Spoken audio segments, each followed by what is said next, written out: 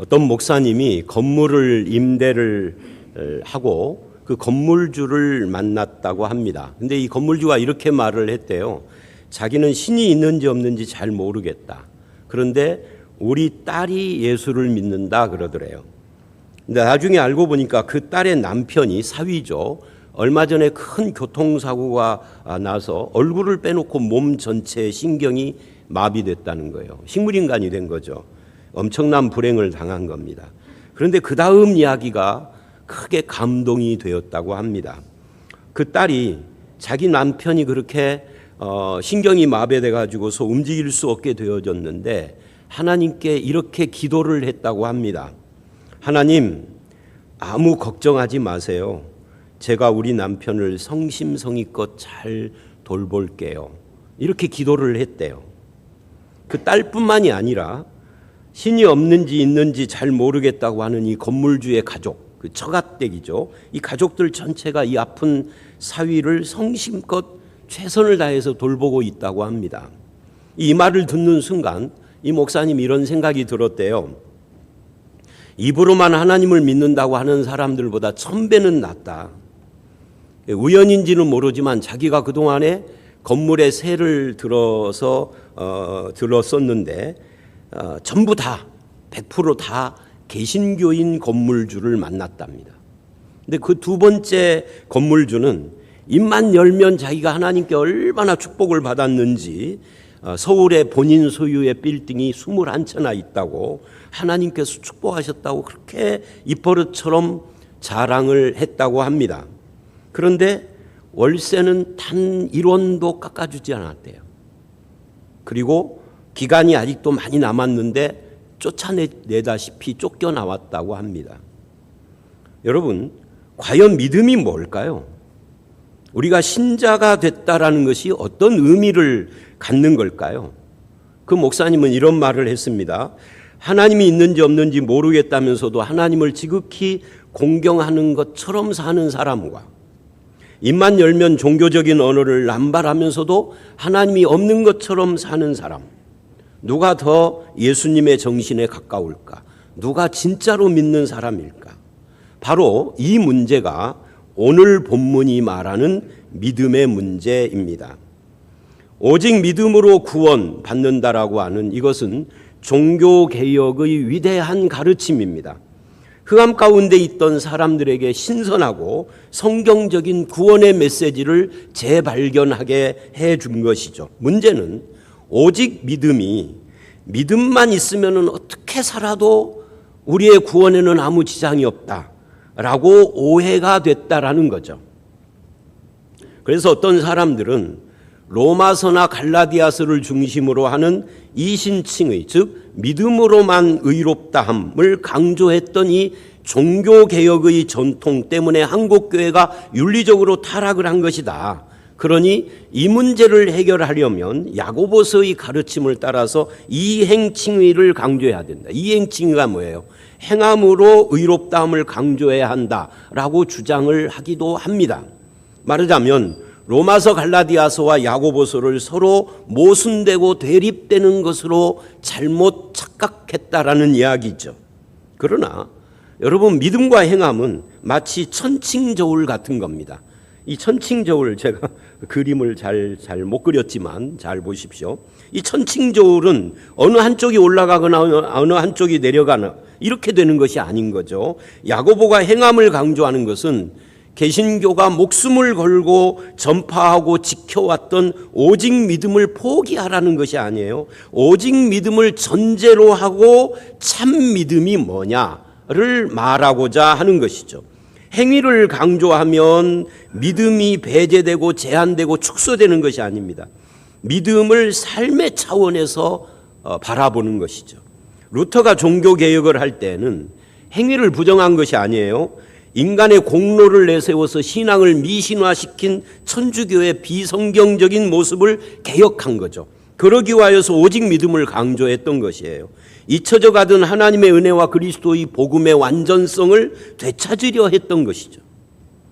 아무렇게나 살아가도 우리는 구원받는다라고 하는 한국 기독교인들과는 달리 종교개혁자들은 아주 어렸을 때부터 검소와 절제와 선행에 익숙했던 사람들이에요. 그래서 그들의 개혁적 주장은 선한 삶을 포기하자는 것이 절대 아니었던 거죠. 그들은 오직 믿음으로 구원받는다고 주장하면서도 스스로는 거룩한 삶을 살았던 거예요. 그래서 행함을 강조하는 야고보의 주장은 복음과 믿음을 경시하거나 저버리자는 것이 아닙니다. 행함을 믿음보다 더 위에 두고 더 앞에다 두자, 이 행함이 더 중요하다, 이런 이야기를 하고자 하는 것이 아닙니다. 믿음과 행함의 조화를 이루고 오직 은혜와 믿음이 말씀을 실천하는 삶과 조화를 이루고 믿음과 행함이 통합이 된 이게 참된 신앙생활이다 하는 것을 강조하는 거죠. 자, 이제 우리가 야고보서 2장을 살펴보겠습니다. 도표를 보십시오. 야고보서 전체를 이렇게 요약을 할 수가 있어요. 야고보서 전체의 중심, 클라이막스, 핵심이 야고보서 2장 14절로 26절이라고 할 수가 있습니다. 그런데 오늘 이 야고보서 2장 14절로 26절은 어떻게 되어 있느냐 하면 그 구성이 5가지의 소결론 또는 5가지의 선언과 사실은 5가지 선언이 한 가지예요. 그리고 그 선언이 있는 그 사이사이마다 5개의 예화를 통해서 설명을 하는데 뭐를 설명하느냐면 우리가 믿음을 가졌다면 그에 따르는 행함이 믿음이 증명이 되어야 한다. 즉 믿음의 증명의 문제를 다루고 있어요. 그래서 두 번째 도표를 보여드리면 이제 첫 번째는 야고보서 전체고 이 두 번째는 오늘 본문을 다시 분석을 한다면 간단하게 말할 수 있습니다. 14절, 17절, 20절, 24절, 26절은 일종의 선포이면서 소결론들이에요. 이런 이야기죠. 행함이 없는 믿음은 유익이 없다. 행함이 없는 믿음은 죽은 것이다. 행함이 없는 믿음은 헛것이다. 사람이 행함으로 의롭다함을 받는다. 그리고 마지막 26절에 행함이 없는 믿음은 죽은 것이라를 반복해서 결론을 내린 겁니다. 그리고 그 사이사이 15절로 16절, 두 번째 18절, 세 번째 19절 여기는 참된 믿음이 없는 즉 행함이 없는 이 죽은 믿음의 예가 나와요. 그리고 21절로 24절 그리고 25절 다음 주에 다룰 말씀입니다. 여기는 참된 믿음이 있는 자 즉 행함이 있는 자의 믿음의 예화가 나옵니다. 이렇게 구조가 되어 있어요. 자, 그래서 14절로 17절 첫 번째 선포는 굉장히 충격적이고 당혹스러운 내용으로 시작을 합니다. 14절을 읽어봅니다. 시작. 내 형제들아 만일 믿음이 있노라 하고 행함이 없으면 무슨 유익이 있으리요? 그 믿음이 능히 자기를 구원하겠느냐? 이게 왜 충격적이냐면 아까 서론에 말씀드린 종교계의 전통 오직 믿음으로만 구원 이 믿음으로만 의롭다 하는 이 신칭을 부정하는 것처럼 보이기 때문입니다. 야고보가 행함이 없으면 무슨 유익이 있느냐? 믿음이 능히 구원하겠느냐라고 반대로 말하는 것처럼 보이기 때문입니다. 근데 그것은 오해입니다. 이 신칭의를 부정하는 것이 아니에요. 참된 믿음을 분별하는 기준이 무엇이냐를 묻는 거예요. 행함으로 구원은요, 행위 구원을 말하는 것이 아닙니다. 이행칭의를 말하는 게 아니에요. 여기서 행함에다가 밑줄을 하십시오. 에르곤이라는 단어인데 한문으로는 역사라고 하고요. 이게 영어 성경에는 works라고 돼 있어요. 워크가 아니라 works 뒤에 S자가 붙습니다. 어떤 작용을 말하는 겁니다. 그러니까 믿음이 머릿속에나 내 입술, 말 속에만 있으면 안 되고 삶으로 드러나야 된다 하는 것을 말하는 거죠. 그러니까 믿음으로는 구원 못 받는다는 것이 아니라 진짜 믿음으로만 구원받는다를 말하는 거예요. 그 진짜 믿음이 뭐냐는 거죠. 증명되는 믿음이어야 된다. 그러면 그 증명되는 행함이 뭐냐를 이제부터 설명을 하는데 첫 번째 예가 15, 16절입니다. 형제 사랑의 예예요. 한번 읽어봅니다. 시작. 만일 형제 자매가 헐벗고 일용할 양식이 없는데 너희 중에 누구든지 그에게 이르되 평안히 가라 덥게 하라 배부르게 하라 하며 그 몸에 쓸 것을 주지 아니하면 무슨 유익이 있으리요? 여러분 무슨 유익이 있으리요의 밑줄입니다. 그리고 유익에다가 동그라미를 하십시오. 오펠로스라는 단어인데요. 주의해야 할 것은 이 15, 16절 말씀을 오해하면 안 된다는 거예요. 어떻게 오해하느냐 하면 14절에 믿음의 행함이 뭐냐를 15, 6절이 사랑의 실천이다라고 그렇게 오해하는 거예요. 그게 아니고요. 사랑의 증거가 말이 아닌 사랑의 실천이듯이 믿음도 그와 같다는 예화를 드는 겁니다. 즉 15, 16절은 예화예요. 예. 이런 거죠. 굶주린 사람에게 라면이라도 끓여 먹지 왜 굶어? 라고 했더니 이 사람이 라면 살 돈이 없어. 그럼 라면 살 돈이 없으면 치킨을 시켜 먹지. 라고 하는 것과 같다는 겁니다. 추운데 왜 온 얇은 옷을 입어? 두꺼운 옷 좀 사 입어라. 그래. 돈이 없어. 라고 해도 그럼 돈이 없으면은 카드라도 긁지. 이렇게 말하는 거고 비슷한 거예요. 온갖 사랑의 말을 다 하지만 실제로는 돈 한 푼 주지 않는, 하나님의 축복을 말하지만 월세는 1원도 안 깎아주는 개신교 건물주하고 비슷한 거죠. 이거는 뭐라는 거예요? 그렇게 하면은 믿음이 없다가 아니라 뭐가 없다? 사랑이 없다 그러는 거예요. 그런 것처럼 말로가 아니라 실제로 도와줘야 사랑인 것처럼 믿음도 똑같다. 그래서 이 14절의 믿음과 15, 16절의 사랑에는 공통적인 표현이 나오는데 그게 16절 무슨 유익이 있으리오에 또 밑줄을 하십시오. 14절에도 나왔던 거죠. 이 유익, 오펠로스, 이것은 결과, 열매라는 겁니다. 그러니까 입으로 아무리 신앙 고백을 하고 기독교적인 말을 늘어놓아도 그것에 해당되는 행함, 웍스, 이 어떤 행함이 따르지 않는다면 아무 유익이 없다. 유익, 결과, 구원이라는 결과가 맺어질 수가 없다. 그런 거와 같은 이야기입니다. 그리고는 17절에 이 문단의 첫 번째 결론이 나오죠. 읽어봅니다. 시작. 이와 같이 행함이 없는 믿음은 그 자체가 죽은 것이라. 여기서 중요한 것이 뭐라고 생각합니까? 17절에 이와 같이예요. 이와 같이라는 것은 왜 중요하냐면 15, 16절처럼이라는 뜻이에요. 그러니까 사랑의 실천이 믿음의 행함이 아니다라는 그런 말이죠. 사랑의 실천을 말하는 것은 말로만 사랑하고 실제 도움을 안 주는 것이 거짓 사랑인 것처럼 이와 같이 믿음도 말로만 하면 안 된다를 이야기하는 거예요. 이해가 지금 되고 있으십니까? 네. 이것을 잘 이해 못하는 분들이 굉장히 많아요. 목회자들이나 심지어 성경 주석학자들도 이거를 이상하게 푸는 분들이 있어요. 그거 아닙니다. 지금 반복되지.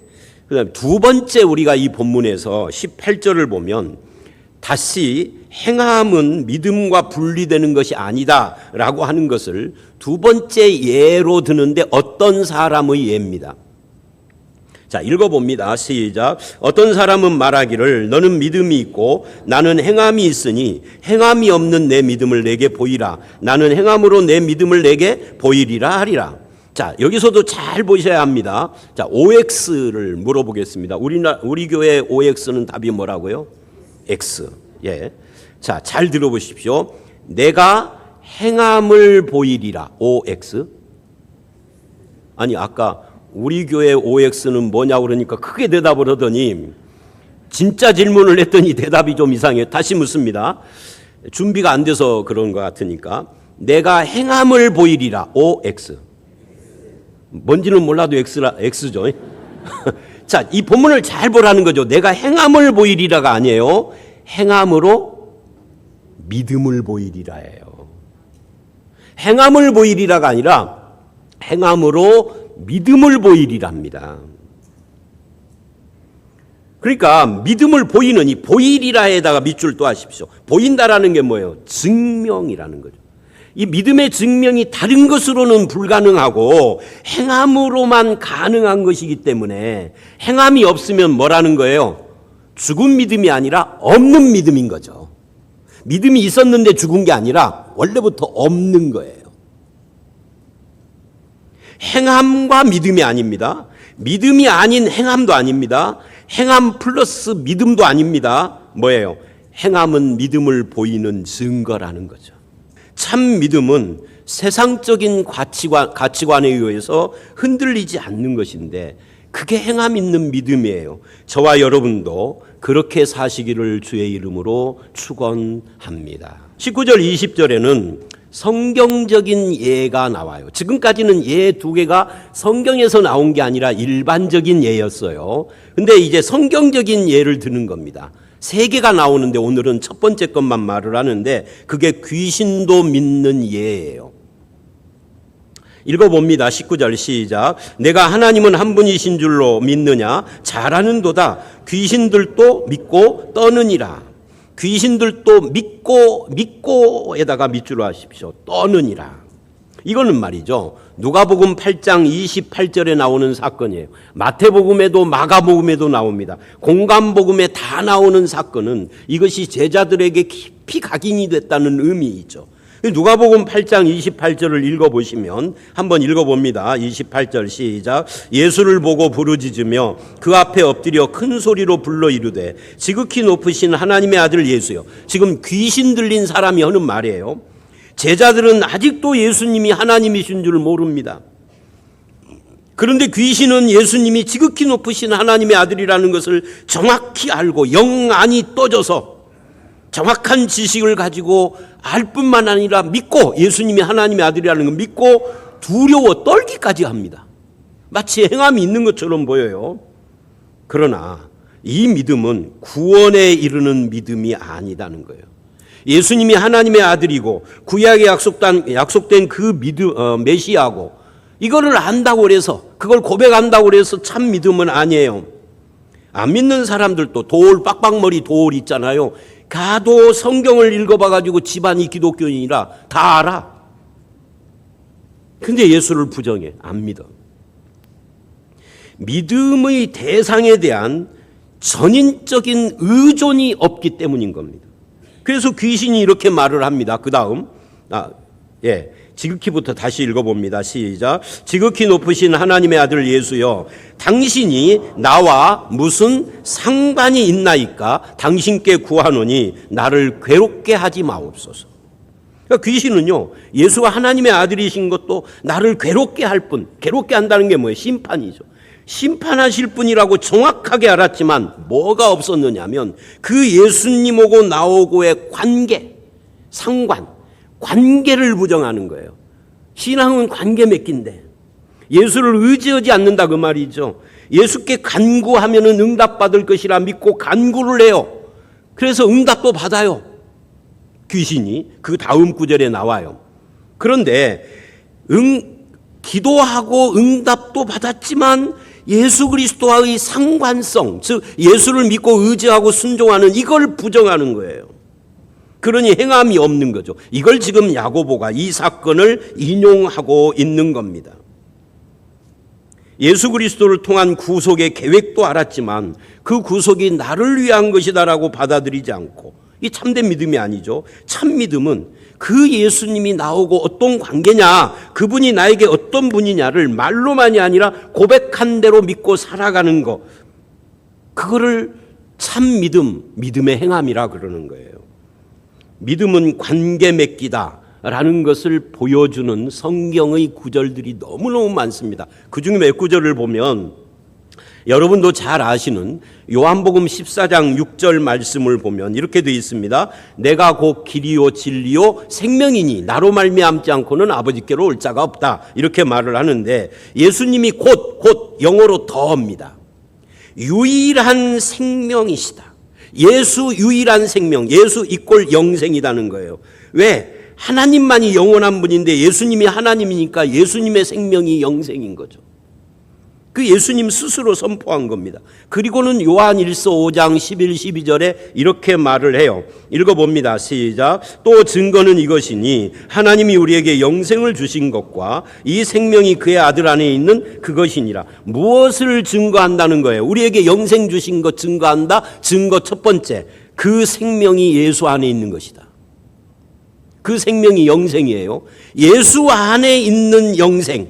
왜? 아까 말했잖아요. 하나님이 영원하고 예수님이 하나님이시기 때문에 하나님이신 예수 안에 있는 생명이 영생이에요. 예수 안에 있다라는 말을 줄이면 예수 이꼴 영생인 겁니다. 그래서 영생이신 예수님과 내가 어떤 관계를 맺느냐가 참 중요한데 그게 12절이에요. 읽어봅니다. 시작. 아들이 있는 자에게는 생명이 있고 하나님의 아들이 없는 자에게는 있다 없다.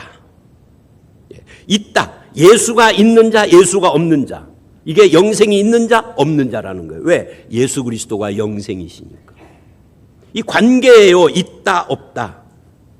이것을 보충하는 것이 요한복음 17장 3절입니다. 읽어봅니다. 시작. 영생은 유일하신 참 하나님과 그 보내신 자 아들 예수 그리스도를 아는 것이다. 아는 것, 기노스코. 지식적인 알미 아니라 관계적 알미예요. 깊은 관계 속에서 믿음을 고백하는 것이 이게 참 믿음인데 귀신은 그 관계를 부정했어요. 그것을 야고보가 오늘 인용을 한 거예요. 참된 믿음이 아닌 예화로. 그래서 15절 16절은 일반적인 예로 사랑의 예를 든 거고 19절은 실제적인 예로 성경이 말하는 믿음의 예를 든 거예요. 그래서 이런 믿음을 야고보서 2장 20절은 이렇게 결론을 내립니다. 읽어봅니다. 시작. 허탄한 사람아, 행함이 없는 믿음이 헛것인 줄을 알고자 하느냐. 귀신의 믿음이 헛것이다는 이야기예요. 왜? 행함이 없으니까. 그러면 행함이 뭐예요? 관계 부정이라는 거잖아요. 하나님이 누구신지를 알고 초자연적인 하나님의 능력과 신비한 역사를 체험도 했는데 성경의 어떤 역사적 사실을 알고 믿는데 그거는 귀신의 믿음하고 별 차이가 없는 것이다. 누구라도 기독교 서적을 통하여서 다 알 수 있는 것이다. 구속에 대해서조차도. 그것도 일종의 믿음이지만 그건 귀신의 믿음이다. 구원받는 바른 믿음이 아니다는 거예요. 야고보는 이런 믿음이 귀신들의 믿음과 무엇이 다른가에 의문을 표하는 겁니다. 그리고 야고보는 참된 믿음을 성령 충만이나 은사나 거듭남 같은 우리 논으로 확인되지 않는 것으로 증명하라고 말하지 않고 바울은 성령 충만 이야기하잖아요. 근데 야고보는 성령 충만을 이야기하지 않고 대신에 그 성령 충만이 있어야 할 자리에 눈으로 보이는 행함으로 증명하라 그러는 겁니다. 왜 그 유명한 사람들이 간증자로 교회에 꼭 써야 하는 거죠? 그게 비단옷 입은 사람 영접하는 거고 뭐가 다르죠? 그것을 정리한 것이 14절 26절에 행함 있는 믿음이라고요. 그렇다면 우리는 그렇게 하지 않는 교회를 세워야 하는 것입니다. 저와 여러분이 그거를 함께 해야 하죠. 그렇게 하고 싶은 마음이 나를 막 유혹을 할 때 그렇게 하지 않기를 믿음으로 세워야 합니다. 그게 행함이에요. 두 번째, 예수님이 누구신지, 예수님의 구원이 무엇인지를 알고 믿는다면 그분을 의지하는, 그분과 상관 있는 삶을 살아야 돼요. 예를 들면 예수님이 내 죄를 사하셨다고 믿는다면 그 죄사함의 은혜와 평강을 누려야 합니다. 로마서 5장 1절로 3절이 말하는 것처럼 나를 의롭다 하신 예수 안에서 하나님과 화평을 누려야 하고 은혜에 서 있어야 하고 날마다 예수 안에 머물러야 하는 겁니다. 어떻게 해요? 이런 겁니다. 예수님이 내 죄를 용서하셨다는 것을 믿습니까? 아멘. 그렇다면 돌아서서 죄를 짓고 죄 짓고 두려워 떠는 그런 삶을 살면 안 되는 거죠. 그게 행함인 거죠. 모든 성도가 예수 그리스도를 머리로 한 한 몸 지체요 식구라고 고백하는 것을 행함으로 보이는 것이 뭐냐면 빈부 유무식을 넘어서 성도들이 스스럼 없이 유식한 자와 무식한 자, 부한 자와 가난한 자가 교회 안에서는 같은 집사로서 어깨동무하고 형제처럼 지낼 수 있는 이것을 지향하는 교회가 믿음의 행함이 있는 교회죠. 그렇잖아요. 내가 부자라면 자랑하고 교만하고 갑질하지 않고 내가 갖고 있는 부라는 것이 바람이 불면 꽃이 떨어지는 것처럼 1장 10절 11절 이야기예요. 이 부도 지나간다는 것을 인정하고 하나님만 의지하는 것이 행함이 있는 믿음이라고요. 그렇게 사시는 저와 여러분이 다 되시기를 주의 이름으로 축원합니다.